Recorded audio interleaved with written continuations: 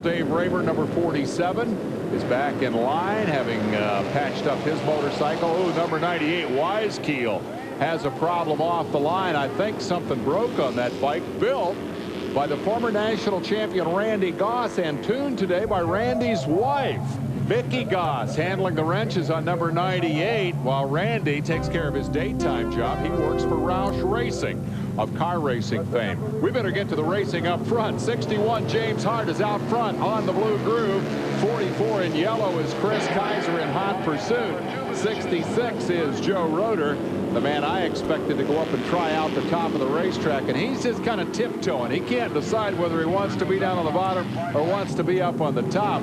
Nobody is riding turn 2 and the backstretch more aggressively than Roeder. And I want to ask you, Bill, in the rider's mind, where would most of these guys rather be, down low or up top? Well, you have two separate types of riding styles and frankly, two different kinds of riders. The cushiony guys love the top, but right now it's just too rough. I mean, that's simple. It's easy. You grab the throttle, you hang on, the bike goes forward.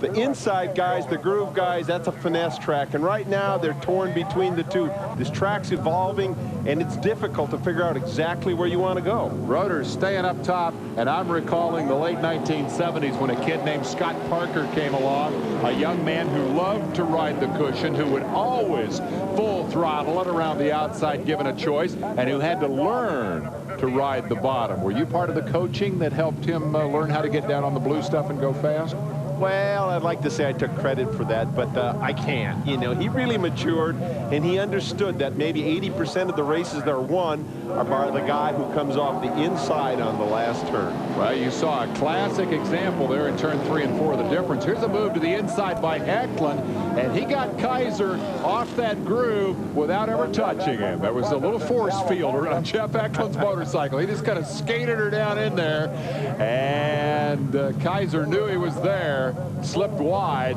and lost the spot. Roeder has come down onto the rubber, and as a result is closing it up on Hart. He's made the same decision. He's figured out the same thing that Scotty Parker had to learn. I guess the hard part is if you're a cushion track racer, it's so much more fun out there in the rough stuff than it is down on the bottom. Oh yeah, it's just wide open. You hang on and you gas it up and you think you're going fast because you got the throttle on all the time. Well, Roeder just figured out it's faster around the inside, and quite frankly, Hart made a little mistake and he's around him. Yeah, Hart slipped a little bit, and George kept the wheels in line, slid right through on the bottom. Now even in turn 1, where he had been running it in up on the, ooh, and there Roeder gets real sideways.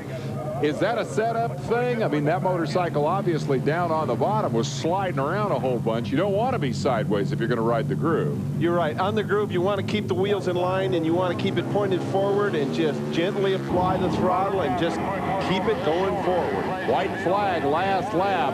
Two different riding styles entirely required depending on where you want to go on the racetrack. There you see it again. The example of Roeder way sideways up in the cushion. Hart with the wheels absolutely in line, closing it up on the bottom.